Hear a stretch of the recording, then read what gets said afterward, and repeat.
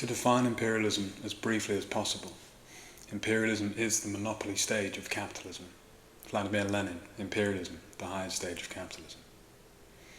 Lenin's 1916 work, Imperialism, the Highest Stage of Capitalism, stands out as one of the key Marxist analysis of how capitalism transforms into imperialism in its final stage. Written during the height of World War I, Lenin sought to explain why the capitalist powers were locked in a brutal conflict for global dominance. For Lenin, imperialism is not merely a policy choice, but an economic necessity for the advanced capitalist nations. It arises as a solution to the inherent crises and contradictions of capitalism, as monopolies seek new territories, resources, and labour to exploit. This work builds on Marx's analysis of capital accumulation and explains how monopoly capitalism and the need to export capital leads to imperial expansion. Lenin's analysis of imperialism exposes how capitalism morphs into a global system of exploitation and domination, where the wealthiest capitalist powers divide the world among themselves and exploit weaker nations for their own benefit. Chapter 1. Monopoly Capitalism, the transformation from free competition to monopoly. Lenin begins by tracing the development of capitalism from its early stages of free competition to its mature form, monopoly capitalism. In the early phases of capitalism, competition between smaller firms drove growth and innovation. However, over time, the concentration of production and the centralization of capital led to the rise of monopolies, massive corporations that dominate entire industries. To quote, "Free competition is the basic feature of capitalism and of commodity production generally. Monopoly is exactly the opposite of free competition, but we have seen the latter being transformed into monopoly before our eyes, creating large-scale industry and eliminating small-scale industry." End quote. Lenin argues that monopoly capitalism is marked by the consolidation of power in a few large corporations, which form cartels and trusts to control production, prices, and profits. These monopolies have such great economic power that they no longer need to compete in the open market. They dominate national economies and push beyond national borders in search of new markets and new resources. Lenin stresses that monopoly capitalism is not a choice, but rather an inevitable stage of capitalist development as competition gives way to concentration and centralization of capital. This process of monopoly creation leads to the overaccumulation of capital, where capitalist nations can no longer find profitable investment opportunities at home.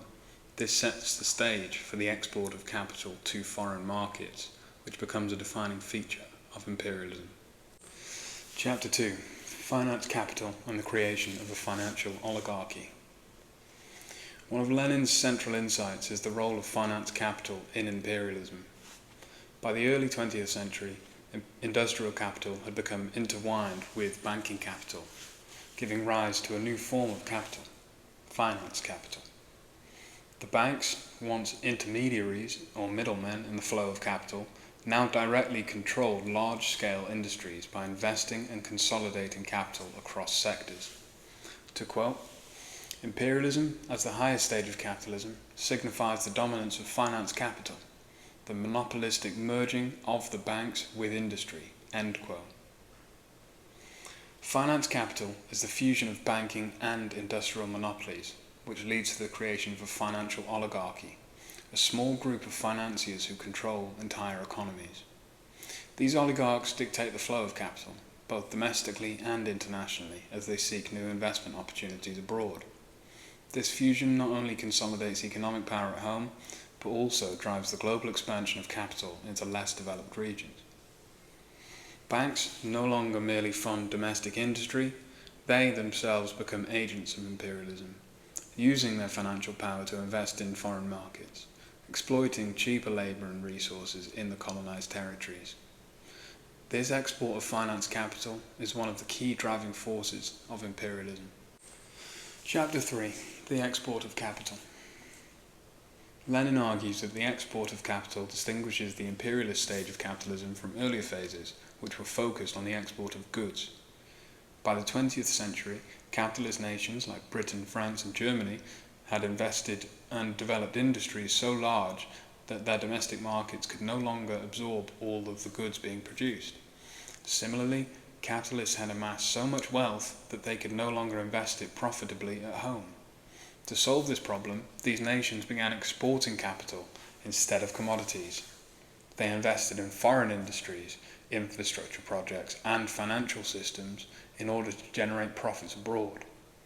These foreign investments allowed capitalists to exploit new sources of cheap labour, abundant raw materials, and untapped markets, all of which were critical to maintaining profitability.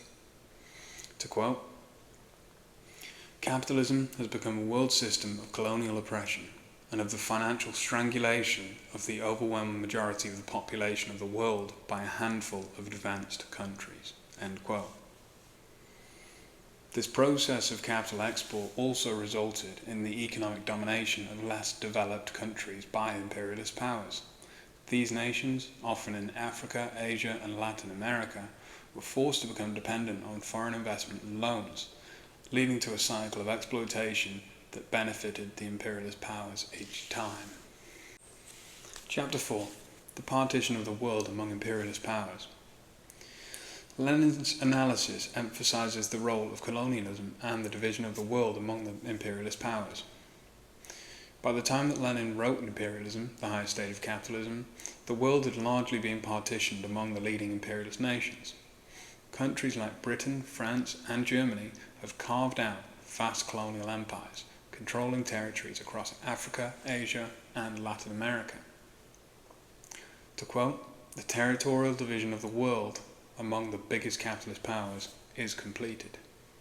End quote. This global division was not only about territorial control, but also about the economic exploitation of these regions. Colonies provided access to cheap labour, raw materials, and new markets for goods, allowing monopolies to sustain their profits that they were losing at home. However, this partitioning also led to increased tensions among the imperialist powers as they competed for control over the remaining territories. Lenin argues that imperialism naturally leads to conflict and war, as capitalist nations fight to expand their empires and redivide the world's resources. Chapter 5. Inter-imperialist rivalry and the role of war. A crucial aspect of Lenin's theory of imperialism is the connection between imperialism and war. As capitalist nations compete for colonies and spheres of influence, their interests inevitably clash, leading to conflict. Lenin viewed World War I as a direct result of an inter-imperialist rivalry, where the leading capitalist nations, Britain, Germany, France, and others, fought to redivide the world. To quote, "Imperialism means the partition of the world, the struggle of great powers for colonies, economic and political domination." End quote. This imperialist competition creates a system of perpetual conflict. Wars, according to Lenin, are the inevitable outcome of the imperialist system, as monopolies seek to maintain and expand their global dominance. These wars are not fought for the benefit of the working class, but for the profits of the monopolists. Chapter 6. Imperialism is the final stage of capitalism. For Lenin, imperialism is the final stage of capitalist development. Monopoly capitalism has reached its peak, and its contradictions, overproduction, the concentration of wealth, and the exploitation of foreign territories has intensified. This stage represents the decay of capitalism, as it becomes increasingly dependent on foreign exploitation and imperialist wars to sustain itself. To quote, "Imperialism is the epoch of finance capital and monopolies, which introduce everywhere the striving for domination, not for freedom." End quote. Lenin saw imperialism as a dead end for capitalism, a system in which inherent contradictions of capitalism, especially the conflict between the bourgeoisie and the proletariat, reached their highest point. Imperialism would eventually lead to greater crises and revolutionary movements, providing the conditions for socialist revolution. Lenin's analysis of imperialism remains highly relevant today. While formal colonialism has largely ended, the economic domination of the global south by wealthy capitalist nations persists through mechanisms like neocolonialism, debt dependency, and global trade agreements. Multinational corporations continue to exploit cheap labour and natural resources in developing countries, while conflicts over oil, minerals and trade routes fuel geopolitical tensions and wars. Imperialism, the highest stage of capitalism, offers a vital framework for understanding the global dynamics of capitalism today. It reveals how modern economic and political systems are shaped by the same forces that Lenin identified over a century ago, making it an essential text for both understanding the past and the present of global capitalism. We've been the Left Library, and this has been Political Theory Simplified. If you want to learn more about the intersections of capitalism and imperialism, we recommend diving deeper into this book, Imperialism, and along with the works of Rosa Luxemburg and David Harvey. Subscribe for more insights into revolutionary thought and Marxist theory, and we'll see you next time. Thank you.